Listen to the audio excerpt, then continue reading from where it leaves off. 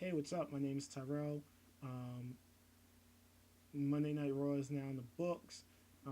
We tonight we have the 3 hour draft special. I'm going to run down who got drafted where and my personal reaction as being a wrestling fan since seeing Ultimate Warrior and Hulk Hogan wrestle at WrestleMania 6. Um, so we're going to run down. First, I'm going to run down who got drafted on the which show. Um, Tonight, um, Raw was the big winner. Um, they ended up getting the WWE champion, Triple H, the United States champion MVP, um, the Divas champion Maurice, Matt Hardy, Big Show, and The Miz. SmackDown then came in and got Rey Mysterio, the Intercontinental champion, the Women's champion Melina, Mr. Money in the Bank CM Punk, Kane, and Chris Jericho. Um, on the low end of the totem pole was ECW. They ended up getting Vladimir Kosov. First off, ECW, whenever you saw a match with someone from ECW, you pretty much knew they were going to lose, especially when you saw who they were facing. The only match that they had tonight that it really seemed like ECW had a legit chance of winning was when they had Christian face Shelton Benjamin. Every other match there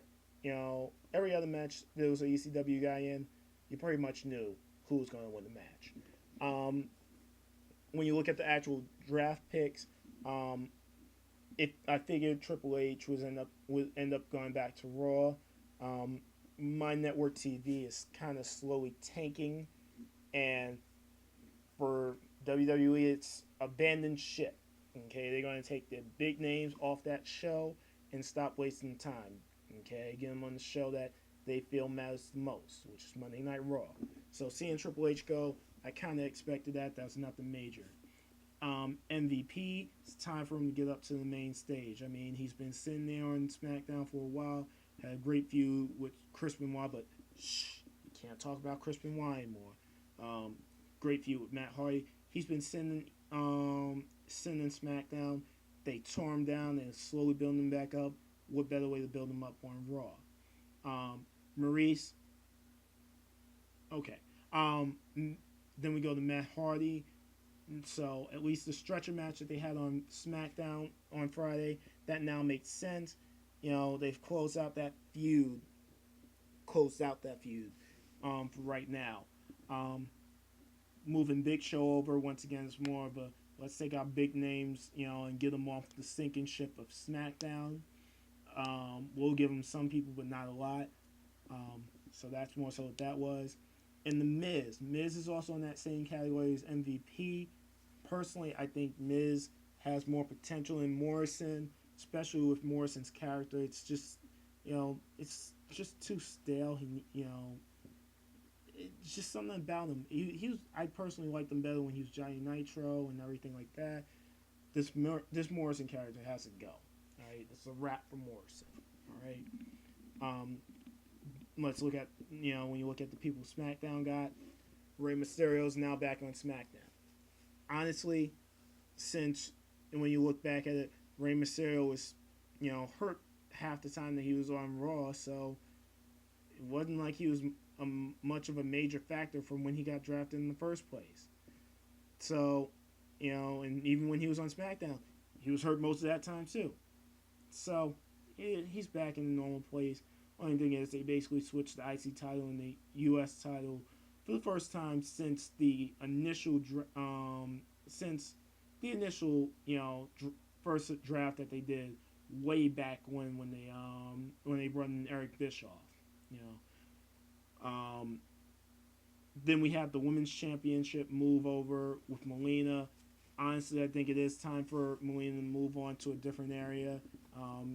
They can have she can now have matches with Michelle McCool, and honestly, give Beth Phoenix some give force them to give Beth Phoenix some new matches and some new people she could face. Um, First thing I would do is have her destroy Maurice and get that belt off of her because all Maurice is eye candy, and not even that good of eye candy. But whatever. After that, they moved Mr. Money in the Bank CM Punk over to SmackDown. once again, they gotta put some talent on SmackDown, so it's not so blatant. But I mean, the way they view CM Punk, he while he might come off to fans as a top star, WWE is yet to push him that way. So it figures he would get moved over. Kane, he's old faithful. Simple as that. If they ever need to move some, he'll more than likely end up bouncing on all the shows as always, because WWE has a tendency of doing that. I get the feeling he'll be the one that does that bounces around a lot. Then we have Chris Jericho. That's the interesting one to me because now you have not only the two best heels in the company on one show with him and Edge, but you also now have two of the best talking heels. Um, I don't know why Raw really did that. I mean, I guess that means they're really banking a lot on Randy Orton, which I think is dumb. It's a bad gamble because Randy Orton is as dull as a doorknob. They really should let Cody Rhodes talk more, even DiBiase more, because it's in fact that look at their fathers. Their fathers made a living off of talking. What was Randy Orton's father? The Cowboy, or Boxing Bob Orton. Roddy Piper came up with so much gimmicks for Bob Orton that it wasn't even funny.